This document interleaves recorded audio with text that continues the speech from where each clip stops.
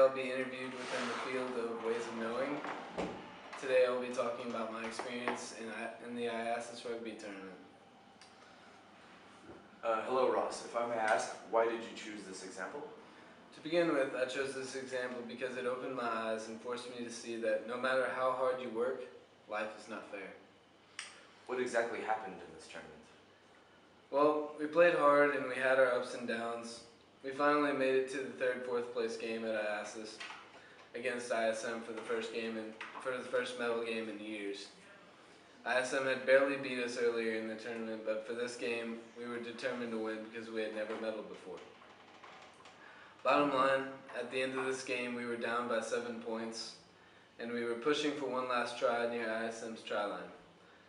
Batista charged through and put the ball down, but as the referee walked over to look at it, one of the ISM players slipped their hand under the ball, and the try wasn't given.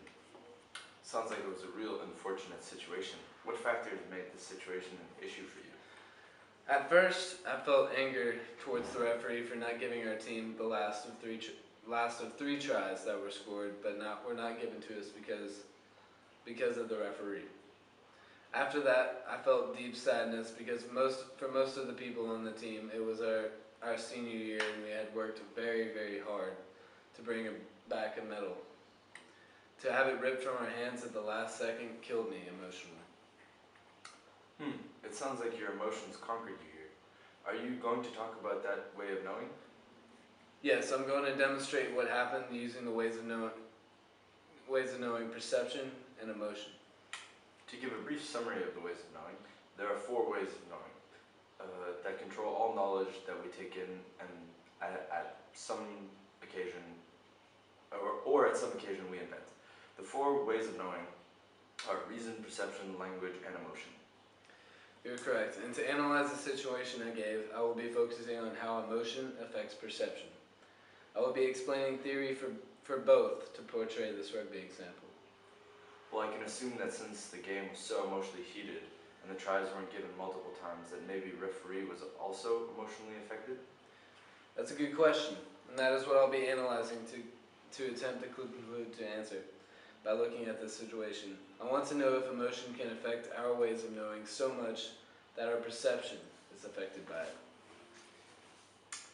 So in other words, if you were to state your knowledge issue formally, it would sound something like, to what extent does emotion affect our perception and how does it limit our knowledge? Yes, that's correct. It's a knowledge issue, and for every knowledge issue there has to be a knowledge claim. The knowledge claim I'm making is that emotion and perception can be used to further our knowledge. That sounds great. How about you start off by defining emotion and the process of how it works? Very well. Emotion can be as simple as a feeling. Can be as simple as a feeling such as happiness or sadness, or as complex as an instinctive feeling that provides a further extent to the knowledge we absorb on a daily basis. Let's take the James Lang theory to explain emotion in deeper context. That sounds good. So the James Lang theory of emotion states that emotions come from a physical response from the stimuli. This can be shown within the human body through many symptoms such as muscle tension, rise in heartbeat, sweating, dry mouth, etc. The 2 psychologists that came up with the James Lang theory hypothesized that emotion is a secondary feeling, which is indirectly caused by primary feeling, which is claimed to be the psychological response caused by the presence of a stimulus. That is some obscure information, Ross. Would you care providing an example to show the James Lang theory? Well, I'm sure I can come up with an example. Here's a common example. Let's say that you were in the forest with no weapons, just camping with your friend. It's 10 p.m. at night, and you see a bear. Seeing the bear close to you results in your body to tremble. That trembling psychological state that you were in, being the primary feeling, helps create the secondary feeling, the emotion that's interpreted as being afraid. Well, that does give us a clearer image of the James Lang theory. Please tell us how it applies to your experience in IASIS. Well, after one understands the James Lang theory, one can pull out the emotions in each occasion. For my situation back in that game at IASIS, I can say that in the beginning, everything was fine. Because we were up by 2 tries, but it should have been 4 because the referee didn't count 2. After each of those tries, my blood and other people's on my team boiled and started rising to our heads and making us angry at the referee, and we made those emotions clear to him by arguing. This was on top of the adrenaline and testosterone running through our veins because of the game of rugby.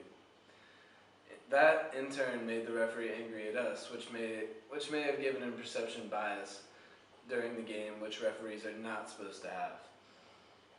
This is where my teammates, the referee, and I showed and felt the emotion and state of anger. So you believe this affected the call at the end of the game? Yes, the referee being hot-headed literally because of the heat, most likely adrenaline fueled because of the situation, and his visual anger at our team throughout the game gave him perception bias and caused him to make the call incorrectly. Why did you feel so angry? The way I perceived that try would have gave us the try that would have tied the game was a try because I perceived the ball being put down on the ground across the try line by Bautista. There is also photo evidence of this proving that it was a try scored under the posts. I see. Well, I believe that would lead us to the next way of knowing. Perception, right? That's right. In most cases, perception is the way of knowing which causes one to feel an emotion and later causes us to perform an action. How did perception influence your situation and create the emotions that you felt? Well, sight was the main sense that I used to make me feel angry and then sad later. As I stated earlier, I perceived the ball being put down and down across the try line by Bautista. The photo evidence of this proving that it was a try scored under the post was undeniable. Because of this view I had on the try, I started feeling hot-headed, which connects with the emotion of anger. My emotional display and the referee's perception bias, I believe, is what made the referee make the call he did. That really does give a clearer understanding of perception. I can definitely see how perception influences the emotion and vice versa. I agree. This whole process has given me a clear view on how people see things and how knowledge works too. I hope to use this in the future to my advantage. By the way, the entire game was videotaped and live streamed. If you rewatch the game on YouTube, my emotions, the referees are clearly displayed in the video at the end of the game. You should watch it. Thank you, I will. I can definitely see how emotion influences the perception and vice versa. And I'd like to thank you for your time. No, thank you. It's been my pleasure.